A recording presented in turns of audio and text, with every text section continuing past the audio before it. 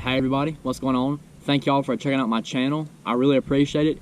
If you're new here, thank you for clicking on this video. And if you've been around for a while, thank you for coming back again. I really appreciate all the support and the comments and the likes I always get. It really does mean a lot. So I want to say thank y'all for that. But to get into today's video, I'm going over my Squarebill that I'm throwing this time of the year. You know, late fall, early winter. You know, it's sunny and 65 degrees out right now, about 2 o'clock, but this morning at 7:30 it was pretty frigid and the wind was ripping. So it's that time of the year where it's really cold in the mornings and then it gets warm throughout the day.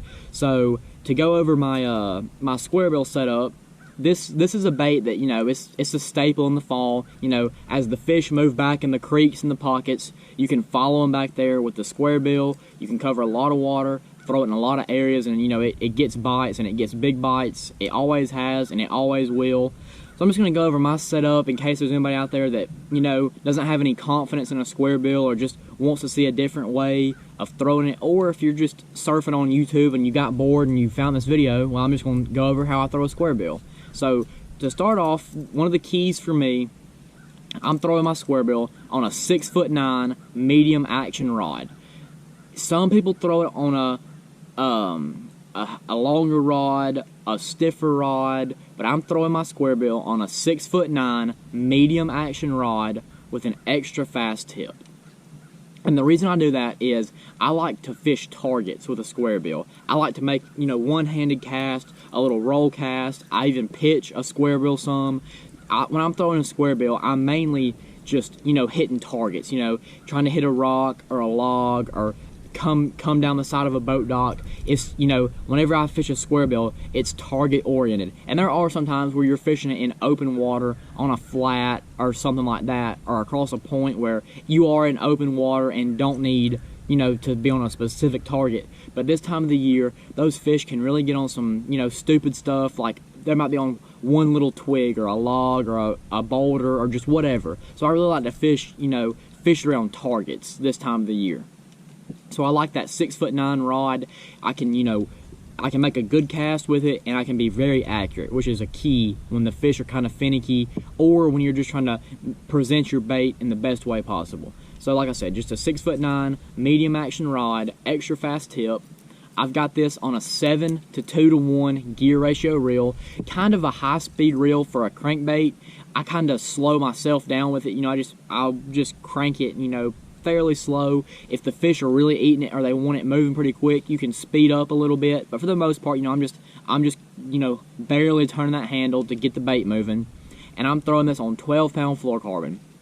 Sometimes you can go by or go up to 15-pound fluorocarbon if the water's muddy, or if it's super clear and the fish are really finicky, you can throw 10-pound fluorocarbon. But the average that I throw on a Squarebill is 12-pound. You know, it's pretty tough line. You know, you can handle big fish with it, but for the most part, you can get around targets, around wood and rocks and stuff like that, and you don't have to worry about your line getting frayed up and breaking off. So I just throw 12-pound fluorocarbon.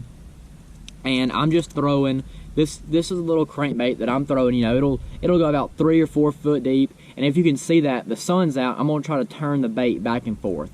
It's got some shine to it when the sun hits it. This is just a blue back with some chartreuse on the bottom, and then just the white shad color on the side with like the sparkle, the scales.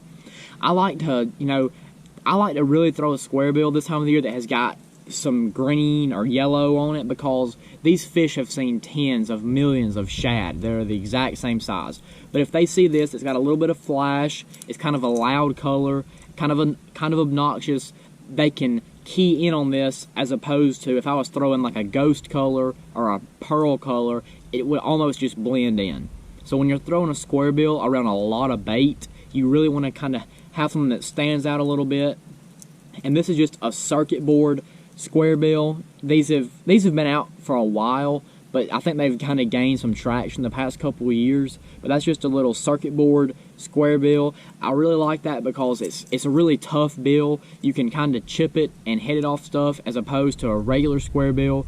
I haven't ever broke one of these, is what I'm getting at. I've broke plenty of regular Squarebills, but these circuit boards, it seems like I don't break them as easily, and it's such a thin a thin bill, you can really get your bait down there quicker, which sometimes isn't important, but other times it can be. So like I said, just that little square bill, you know, a shad pattern with some chartreuse and blue in it, a little bit of yellow on the bottom. This is a really good bait to be thrown around this time of the year.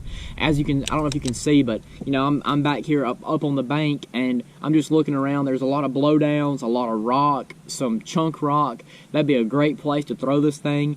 And you know, you hear it all the time. People talk about, you know, the shad are moving back in the pockets in the fall. You know, the shad move back and the bass follow them. Well, this is a really great bait to just go down the bank and just fish, and once you start getting some bites in an area, you can slow down, and this is a really good search bait too. So not only does it catch you fish, it can help you find fish if one comes up and slaps at it or tries to grab it. You know, you can use this bait to find your fish and then maybe slow down in that area. But this is a really good bait to throw all times of the year, but especially in the fall when these fish are moving back in the pockets, moving back in the creek arms, chasing those shad. This is a really good search bait.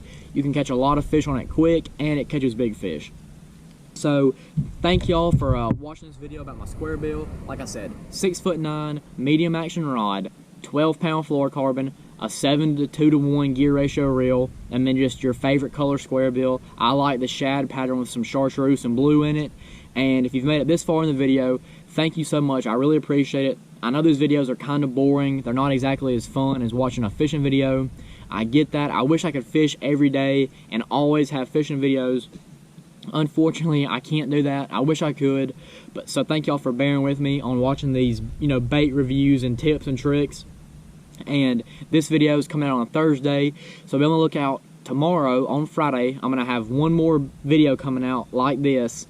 And as you're watching this, I'm actually getting ready to be a boat captain at Lake Seminole. I'm taking Austin and Sam to the 3rd Real Money Tournament. So hopefully we can go down there to Seminole, get on some fish. Hopefully we can have a good practice day and a great tournament day and have 2 or 3 videos from Seminole. So y'all be on the lookout. Be on the lookout for Seminole videos next week, and make sure you hit that subscribe and hit the like button, and I'll see y'all next time.